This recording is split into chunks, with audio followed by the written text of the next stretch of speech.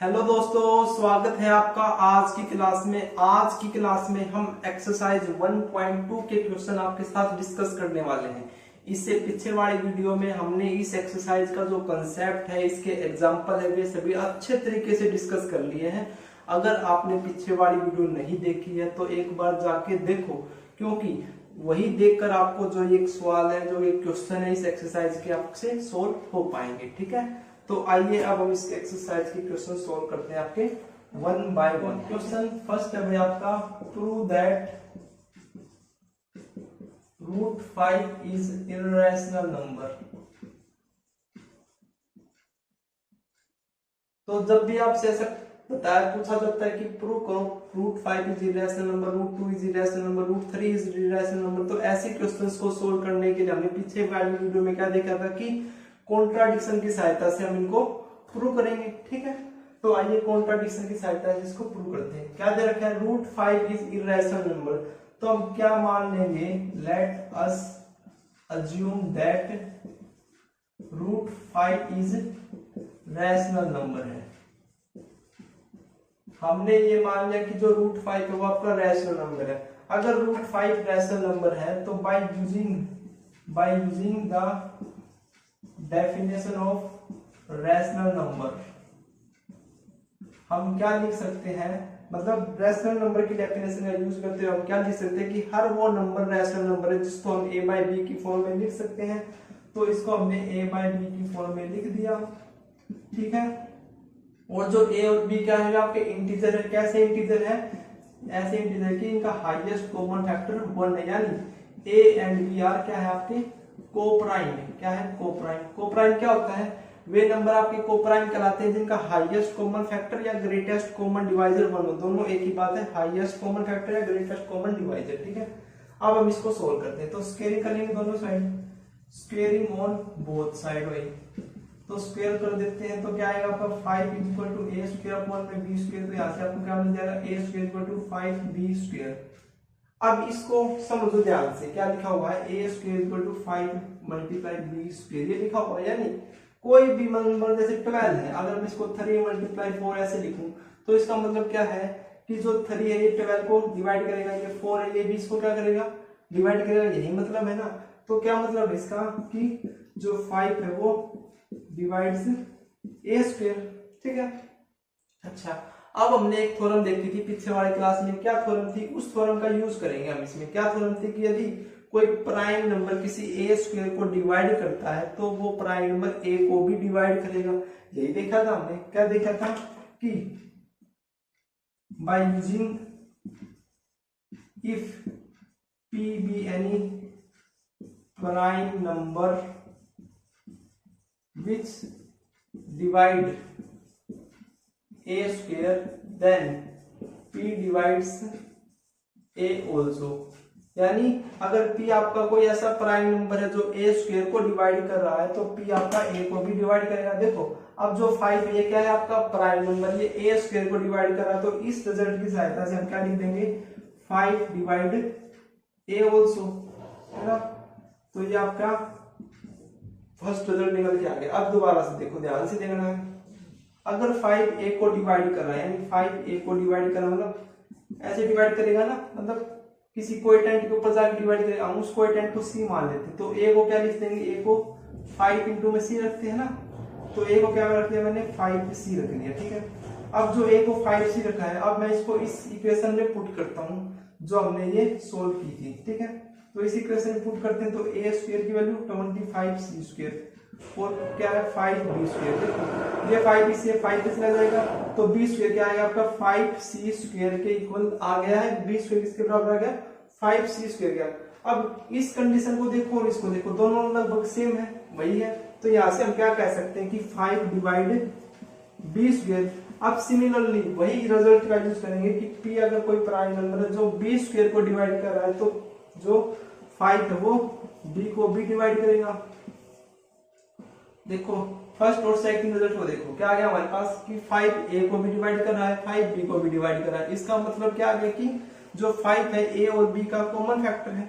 लेकिन हम क्या लेके चले थे शुरुआत में कि a और b का हाईएस्ट कॉमन फैक्टर तो 1 है, तो 5 कहां से आ गया भैया, तो कहीं ना कहीं कोई ना कोई तो गड़बड़ी, कोई ना कोई तो मिस्टेक हुई है। तो क्या मिस्टेक हुई है कि हमने √5 को रेशनल नंबर लिया, यही हमसे गलती हुई है, क्योंकि √5 तो आपका इर्रेशनल नंबर है। तो by contradiction we can say that √5 is irrational number, hence prove. ठीक है, तो ये आपका क्वेश्चन है, इंपॉर्टेंट क्वेश्चन है, ये भी एग्जाम पॉइंट ऑफ व्यू से। ठीक है, चलिए नेक्स्ट क्वेश्चन देखते हैं। क्वेश्चन है भाई सेकंड, प्रूव दैट 3 प्लस में 2√5 इज इर्रेशनल नंबर।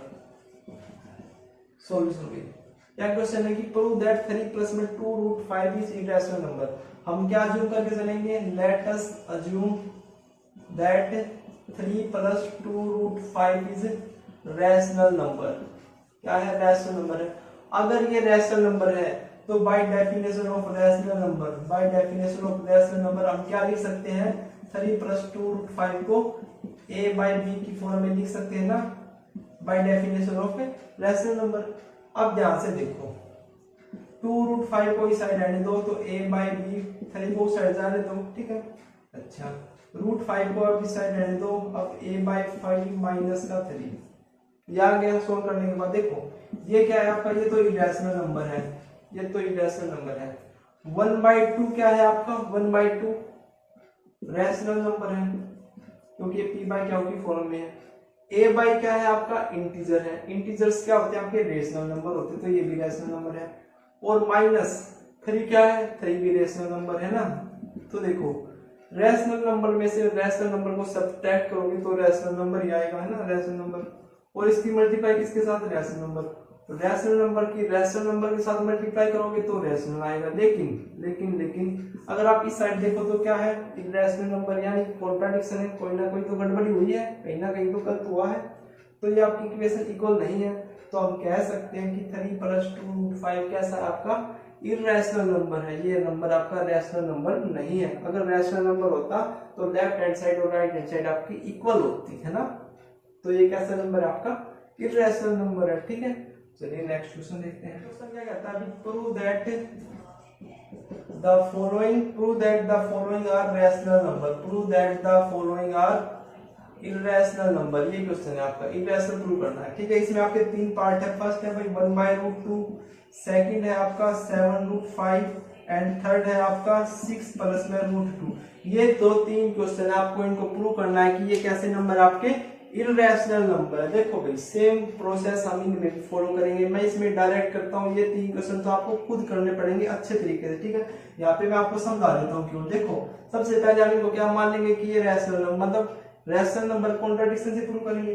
तो 1/√2 आपका रैशनल, तो इसको a बाय b की फॉर्म में लिख सकते हैं ना। अच्छा भाई अब इसको मैं अगर रेसिप्रोकल करूंगा तो √2 = b बाय a आ जाएगा, b बाय a आ जाएगा। चूंकि a बाय b आपका रैशनल नंबर है तो उसका रेसिप्रोकल करोगे तो वो भी तो रैशनल नंबर ही आएगा। लेकिन जो आपकी लेफ्ट हैंड साइड है वो तो इर्रेशनल नंबर है, मतलब जो लेफ्ट हैंड साइड है is not equal to right hand side आ गया। लेफ्ट हैंड साइड आपकी राइट हैंड साइड के इक्वल नहीं आई, तो हम कह सकते हैं जो आपका 1/√2 है वो कैसा नंबर है आपका, इर्रेशनल नंबर है।